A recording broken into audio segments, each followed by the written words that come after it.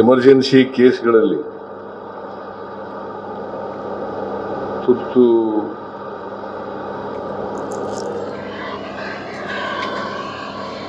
ಕೇಸ್ಗಳಲ್ಲಿ ತ್ವರಿತವಾಗಿ ಆರೋಗ್ಯ ಸೇವೆಯನ್ನು ನೀಡ್ತಕ್ಕಂಥದ್ದು. ಅವ್ರಿಗೆ ಜಾಸ್ತಿ ಕೊಡಬೇಕು ಪರಿಹಾರನ ಅಂತ ಹೇಳ್ತಾರೆ. ಅಲ್ಲಪ್ಪ, ಬಡವರಾಗಿರ್ತಾರೆ, ಅವ್ರು ಯಾಕೆ ಸರ್ಕಾರಿ ಆಸ್ಪತ್ರೆ ಬಿಟ್ಬಿಟ್ಟು ಬೇರೆ ಆಸ್ಪತ್ರೆಗಳಿಗೆ ಹೋಗಿದ್ದಾರೆ? ಪ್ರಧಾನ ಕಾರ್ಯದರ್ಶಿಗಳಾದಂಥ ಶ್ರೀ ರಿತ್ವಿಕ್ ಪಾಂಡೆ ಅವರೇ, ಆರೋಗ್ಯ ಮತ್ತು ಕುಟುಂಬ ಕಲ್ಯಾಣ ಇಲಾಖೆಯ ನಿರ್ದೇಶಕರಾದಂಥ ಶ್ರೀಮತಿ ಡಾಕ್ಟರ್ ರಜನಿ ಅವರ, ವೇದಿಕೆ ಮೇಲಿರ್ತಕ್ಕಂಥ ಎಲ್ಲ ಆಹ್ವಾನಿತ ಗಣ್ಯರೇ,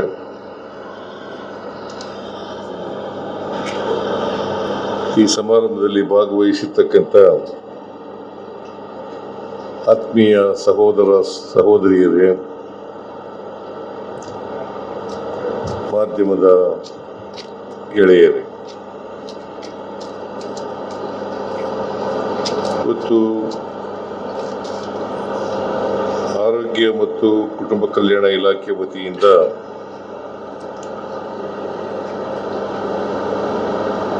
ನೂರೆಂಟು ಆರೋಗ್ಯ ಕವಚ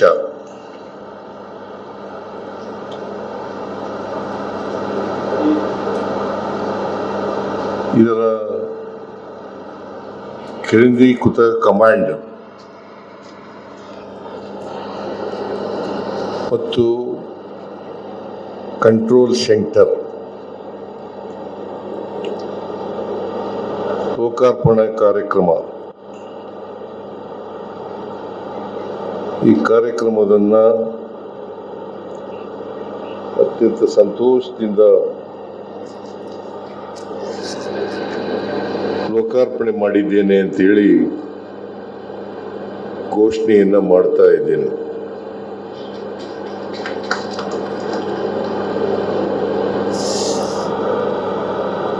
ಇದು ಇಡೀ ದೇಶದಲ್ಲೇ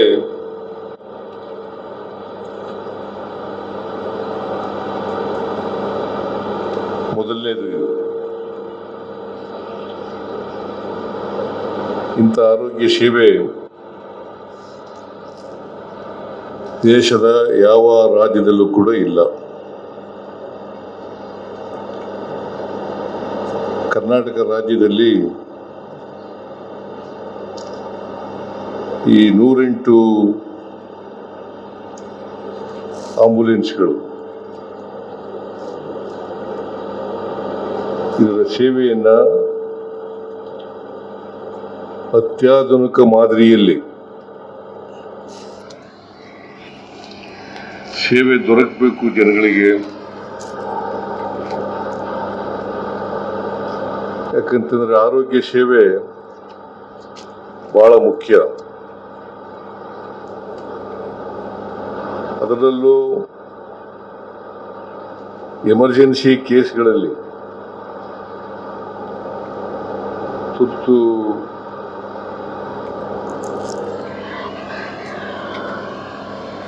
ಕೇಸ್ಗಳಲ್ಲಿ ತ್ವರಿತವಾಗಿ ಆರೋಗ್ಯ ಸೇವೆಯನ್ನು ನೀಡ್ತಕ್ಕಂಥದ್ದು.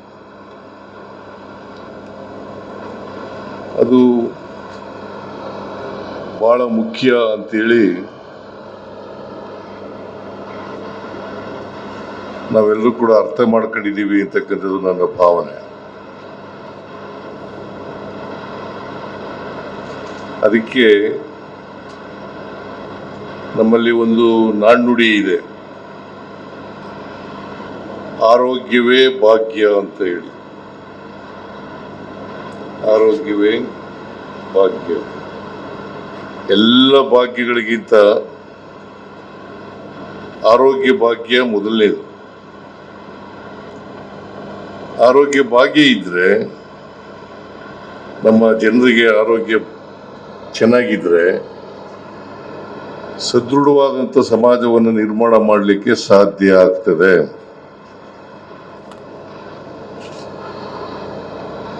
ಹೇಗೆ ಆರ್ಥಿಕ ಸಾಮಾಜಿಕ ಬೆಳವಣಿಗೆ ಸಮಾಜಕ್ಕೆ ಪ್ರತಿಯೊಬ್ಬರಿಗೂ ಕೂಡ ಬೇಕಾಗ್ತದೆ. ಹಾಗೆಯೇ ಆರೋಗ್ಯ ಭಾಗ್ಯನೂ ಕೂಡ ಬೇಕಾಗ್ತದೆ. ಇದನ್ನು ನಾವೆಲ್ಲರೂ ಕೂಡ ಅರ್ಥ ಮಾಡ್ಕೊಂಡಿದ್ದೀವಿ ಅಂತಕ್ಕಂಥದ್ದು ನನ್ನ ಭಾವನೆ.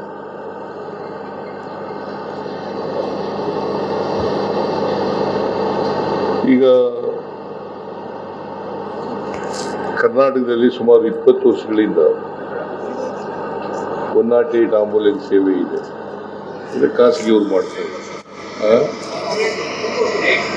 18 ದಿನೇಶ್ ಗುಂಡೂರಾವ್ ಅವರು 18 ಅಂತ ಹೇಳ್ತಾ ಇದ್ದಾರೆ. ನಾನು ತಪ್ಪು ತಿಳ್ಕೊಂಡಿದ್ದೆ, 20 ವರ್ಷ ಆಗಿದೆ ಅಂತ ಅನ್ಕೊಂಡಿದ್ದೆ. ನಾನು 25-26ನೇ ಆಯವ್ಯಯದಲ್ಲಿ ಘೋಷಣೆ ಮಾಡಿದ್ದೆ, ಇದನ್ನು ಸರ್ಕಾರದ ಸಮಯದಲ್ಲಿ ನಡೀಬೇಕು, ಇದು ಸುಧಾರಣೆ ಆಗಬೇಕು. ಈ ಸುಧಾರಣೆ ಆಗಬೇಕು ಅಂತೇಳಿ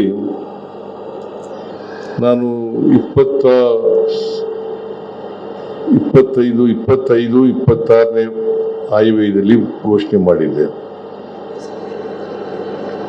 ಇದಕ್ಕೆ ಸಾಫ್ಟ್ವೇರ್ ಎಲ್ಲ ಡೆವಲಪ್ ಮಾಡಬೇಕಾಗಿದ್ದರಿಂದ ಸ್ವಲ್ಪ ತಡವಾಗಿದೆ ಅಂತೇಳಿ ನಾನು ಅನ್ಕೊಂಡಿದ್ದೇನೆ. ಈಗ ಸಾಫ್ಟ್ವೇರ್ ಎಲ್ಲ ಡೆವಲಪ್ ಆಗಿದೆ. ಇಂದಿನಿಂದ ಇಡೀ ರಾಜ್ಯದಲ್ಲಿ ಅಂದ್ರೆ 31 ಜಿಲ್ಲೆಗಳಲ್ಲಿ ಅತ್ಯಾಧುನಿಕ ತಾಂತ್ರಿಕತೆ ಇರ್ತಕ್ಕಂಥ ಆಂಬುಲೆನ್ಸ್ ಸೇವೆ ದೊರಕ್ತಾ ಇದೆ. ಅದಕ್ಕಾಗಿ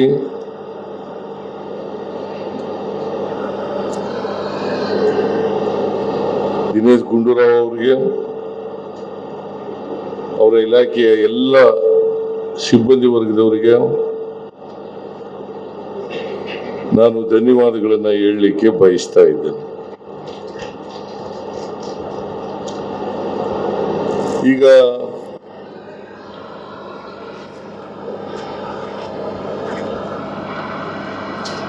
ಜೀವನ ಮರಣ ಇರ್ತದಲ್ಲ, ಬಹಳ ಜನ ಈ ಹೃದಯಘಾತ ಅಂತ ಕೇಸ್ಗಳಲ್ಲಿ, ಪಾರ್ಶ್ವವಾಯು ಅಂತ ಕೇಸ್ಗಳಲ್ಲಿ, ಹೆರಿಗೆ ಅಂತ ಕೇಸ್ಗಳಲ್ಲಿ, ಅಪಘಾತಗಳು ನಡೀತಕ್ಕಂಥ ಕೇಸ್ಗಳಲ್ಲಿ ಈ ತುರ್ತು ಸೇವೆ ಅತ್ಯಂತ ಅವಶ್ಯ ಇರ್ತದೆ ಅಂತಕ್ಕಂಥ ಮಾತುಗಳನ್ನು ಹೇಳಲಿಕ್ಕೆ ಬಯಸ್ತಾರೆ. ಈಗ ಸುರೇಶ್ ಕುಮಾರ್ ಅವರು ಒಂದು ಉದಾಹರಣೆ ಮೂಲಕ ಹೇಗೆ ಒಂದು ಹುಡುಗಿ SLCನಲ್ಲಿ ಅವಳು ಬದುಕಿದ್ರಿಂದ ಪರೀಕ್ಷೆಯಲ್ಲಿ ಪಾಸ್ ಮಾಡಿ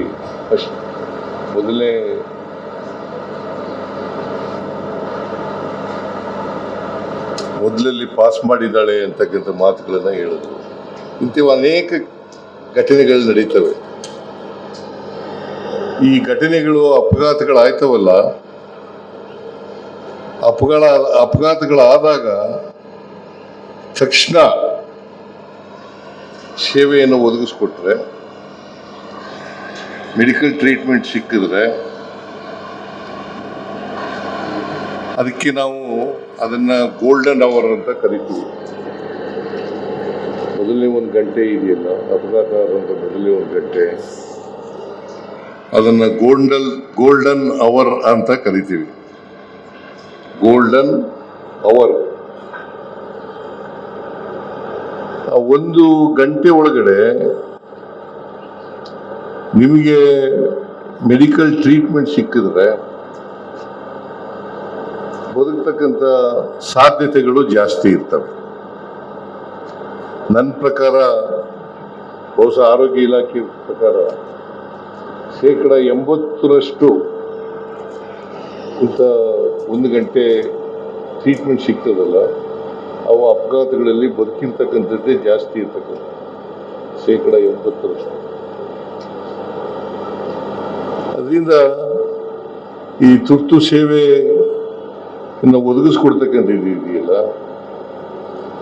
ಅದು ಅತ್ಯಂತ ಅವಶ್ಯ, ಅಗತ್ಯ, ಮತ್ತೆ ಮರಣವನ್ನ ತಪ್ಪಿಸ್ತಕ್ಕಂಥ ಸಾಧ್ಯತೆ ಹೆಚ್ಚಾಗಿರ್ತದೆ ಅಂತಕ್ಕಂಥ ಮಾತುಗಳನ್ನ ಈ ಸಂದರ್ಭದಲ್ಲಿ ಹೇಳಲಿಕ್ಕೆ ಬಯಸ್ತಾ ಇದ್ದೇನೆ. ಅದರಿಂದ ನಾವು ಬದುಕಲಿಕ್ಕೆ ಯಾರು ಕೂಡ ಅಪಘಾತದಲ್ಲಿ ಸಾಯಬಾರದು, ಅಪಘಾತಗಳೇ ಆಗಬಾರದು. ಅಪಘಾತ ಆದಾಗ ನಾವು ತುರ್ತು ಮೆಡಿಕಲ್ ಸೇವೆ ಒದಗಿಸ್ಕೊಡ್ತಕ್ಕಂಥದ್ದು ಇದೆಯಲ್ಲ, ಅದು ಅತ್ಯುತ್ತಮವಾದಂಥ ಕೆಲಸ ಅಂತಕ್ಕಂಥ ಮಾತುಗಳನ್ನು ಈ ಸಂದರ್ಭದಲ್ಲಿ ಹೇಳಲಿಕ್ಕೆ ಬಯಸ್ತಾ ಇದ್ದೇನೆ. ಇಂಥ ಅನೇಕ ಕಾರ್ಯಕ್ರಮಗಳು ಈಗ ಬೆಂಗಳೂರು ನಗರದಲ್ಲಿ ಸುಮಾರು 65ರಿಂದ 70 ಆಂಬುಲೆನ್ಸ್ಗಳಿದ್ದಾವೆ. ಬೆಂಗಳೂರು ನಗರದ ಎಲ್ಲಿಯಾದರೂ ಕೂಡ ಅಪಘಾತ ಆಗಲಿ ಅಥವಾ ಹೃದಯಾಘಾತ ಆಗಲಿ, ಪಾರ್ಶ್ವವಾಯು ಆಗಲಿ, ಹೆರಿಗೆ ಆಗಲಿ, ಈ ಥರದ ತುರ್ತು ಅಗತ್ಯ ಇದೆಯಲ್ಲ, ತುರ್ತು ಚಿಕಿತ್ಸೆ ನೀಡಬೇಕಾದಂಥ ಅಗತ್ಯ ಇದೆಯಲ್ಲ, ಇಂಥವಕ್ಕೆ ಇದು ಅತ್ಯಂತ ಉಪಯೋಗ ಆಗ್ತದೆ ಅಂತಕ್ಕಂಥ ಮಾತುಗಳನ್ನು ತಮಗೆ ತಿಳಿಸ್ಲಿಕ್ಕೆ ಬಯಸ್ತಾ ಇದ್ದೇನೆ. ಇಂಥ ಒಂದು ಸೆಂಟರನ್ನು,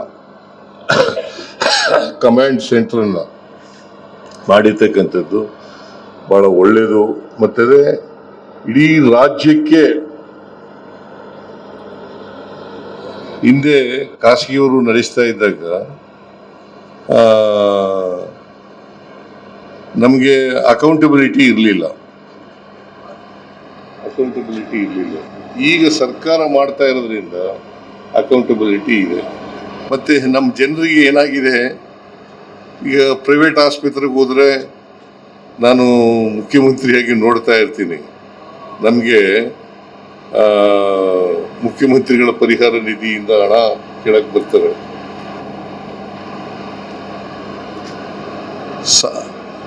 ನಮ್ಮ ಶಾಸಕರುಗಳು ಅಥವಾ ಬೇರೆ ಜನರು ಬಂದು ಭೇಟಿಯಾಗಿ ಅವ್ರು ಬಡವರು ಸರ್, ಅವ್ರಿಗೆ ಜಾಸ್ತಿ ಕೊಡಬೇಕು ಪರಿಹಾರನ ಅಂತ ಹೇಳ್ತಾರೆ.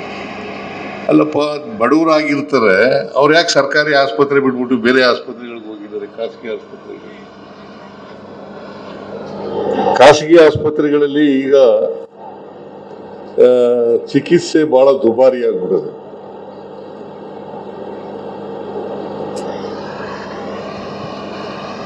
ಅದ್ರ ಬಗ್ಗೆನೂ ಕೂಡ ಸರ್ಕಾರ ಗಂಭೀರವಾಗಿ ಆಲೋಚನೆಯನ್ನು ಮಾಡ್ತಾ ಇದೆ ನೋಡಿ. ಅದ್ರ ಬಗ್ಗೆನೂ ಕೂಡ ಹಿಂದೆ ರಮೇಶ್ ಕುಮಾರ್ ಇದ್ದಾಗ ಒಂದು ಕಾಯ್ದೆ ತಗೊಬಂದಿದ್ರು.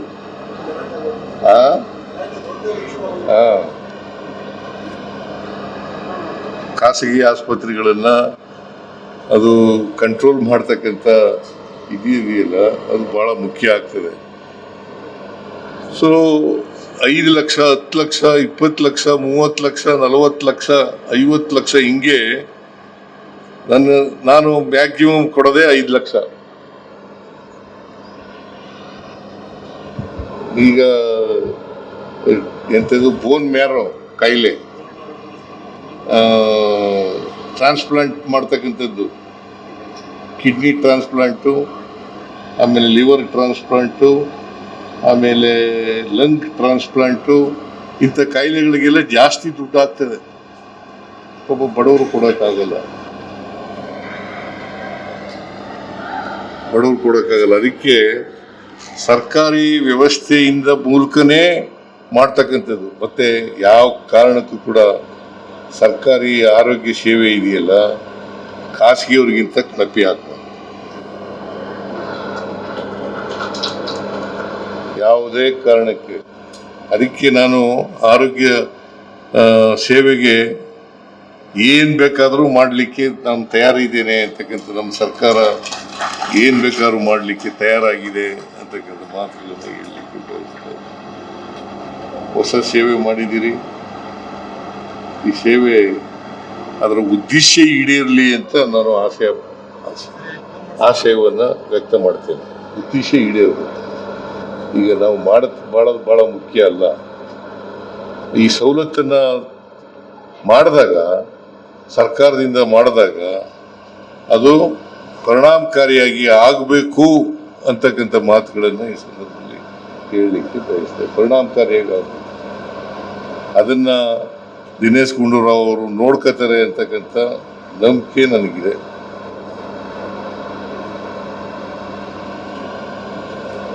ಮತ್ತೆ ನಾನು ಈಗಾಗಲೇ ಪ್ರಸ್ತಾಪ ಮಾಡೋದಂತೆ, ಇವನು ಯಾರೋ ನಿಮ್ಮ ಎಕ್ಸಿಕ್ಯೂಟಿವ್ ಡೈರೆಕ್ಟರ್ ಇದ್ದಿದೆ, ಯಾವುದೇ ಕಾರಣಕ್ಕೆ ಇದು ಸರ್ಕಾರದ ಸೇವೆ ಅಂತ ಅನ್ಬಾರ್ದು. ಜನರಿಗೆ ಸರ್ಕಾರಿ ಸೇವೆ ಅಂತಂದ್ರೆ ಒಂಥರ ವಾಕರಿಕೆ ಬರ್ತದೆ. ಆ ಭಾವನೆ ಇದೆಯಲ್ಲ, ಆ ಭಾವನೆಯನ್ನು ತೊಡೆದಾಕ್ತಕ್ಕಂಥ ರೀತಿಯಲ್ಲಿ ನೀವೆಲ್ಲರೂ ಕೆಲಸ ಮಾಡಬೇಕು. ಯಾರ್ಯಾರು ಸಂಬಂಧಪಟ್ಟವರು ಇದ್ದೀರಿ ಅವರೆಲ್ಲರೂ ಕೂಡ ಈ ಕೆಲಸ ಮಾಡಿಕೊಡ್ತಕ್ಕಂಥ ಪ್ರಯತ್ನವನ್ನು ನೀವು ಪ್ರಾಮಾಣಿಕವಾಗಿ ಮಾಡಿದ್ರೆ ಬಹುಶಃ ಸರ್ಕಾರದ ಮೇಲೆ ನಂಬಿಕೆ ಜಾಸ್ತಿ ಬರುತ್ತದೆ, ವಿಶ್ವಾಸ ಜಾಸ್ತಿ ಬರ್ತದೆ ಅಂತಕ್ಕಂಥ ಮಾತುಗಳನ್ನು ಹೇಳಿ ನಾನು ಭಾಳ ಉದ್ದನೇ ಭಾಷಣ ಮಾಡೋಕ್ಕೆ ಹೋಗಲ್ಲ. ಆರೋಗ್ಯ ಇಲಾಖೆ ಇದೆಯಲ್ಲ, ಆರೋಗ್ಯ ಇಲಾಖೆ ಚೆನ್ನಾಗಿ ಕೆಲಸ ಮಾಡ್ತಾ ಇದೆ. ನಾವು ಅಧಿಕಾರಕ್ಕೆ ಬಂದ ಮೇಲೆ ಚೆನ್ನಾಗಿ ಕೆಲಸ ಮಾಡ್ತಾ ಇದೆ. ಇನ್ನೂ ಹೆಚ್ಚಾಗಿ ಕೆಲಸ ಮಾಡಲಿ, ಒಳ್ಳೆ ಕೆಲಸ ಮಾಡಲಿ ಅಂತಕ್ಕಂಥ ಆಶಯವನ್ನು ವ್ಯಕ್ತ ಮಾಡಿ ದಿನೇಶ್ ಗುಂಡೂರಾವ್ ಅವರ ನೇತೃತ್ವದಲ್ಲಿ ಜನರಿಗೆ ಒಳ್ಳೆಯ ಆರೋಗ್ಯ ಸೇವೆ ದೊರಕಿಸ್ತಕ್ಕಂಥ ಕೆಲಸವನ್ನು ಮಾಡಲಿ ಅಂತಕ್ಕಂಥ ಆಶಯವನ್ನು ವ್ಯಕ್ತ ಮಾಡಿ ನನ್ನ ಮಾತುಗಳನ್ನು ಮುಗಿಸ್ತೇನೆ. ನಿಮ್ಮೆಲ್ರಿಗೂ ಕೂಡ ನಮಸ್ಕಾರಗಳು.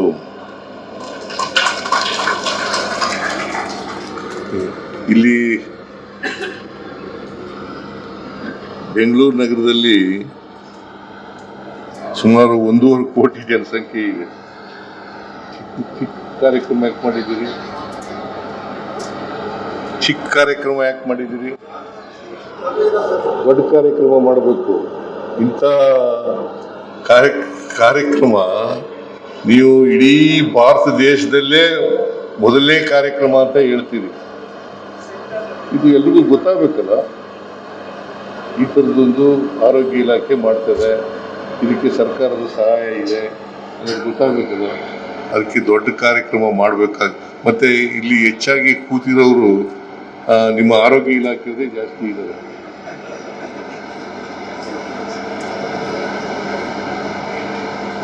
ಅದಾಗಬಾರ್ದು. ಬೆಂಗಳೂರಿನಲ್ಲಿ 1.5 ಲಕ್ಷ ಜನಸಂಖ್ಯೆ ಇದೆ. ಜಾಸ್ತಿ ಜನ ಇಂಥದ್ರಲ್ಲೆಲ್ಲ ಪಾಲ್ಗೊಳ್ಬೇಕು, ತಿಳ್ಕೋಬೇಕಲ್ವ. ಸರ್ಕಾರದಿಂದ ಏನು ಸೌಲಭ್ಯಗಳು ದೊರಕ್ತಾ ಇದ್ದಾವೆ ಅಂತಕ್ಕಂಥದ್ದೆಲ್ಲ ತಿಳ್ಕೋಬೇಕಲ್ವ. ಇಂಥ ಒಂದು ಫೆಸಿಲಿಟಿ ಇದೆ ಅಂತಕ್ಕಂಥದ್ದು ಗೊತ್ತಾಗಬೇಕಲ್ಲ.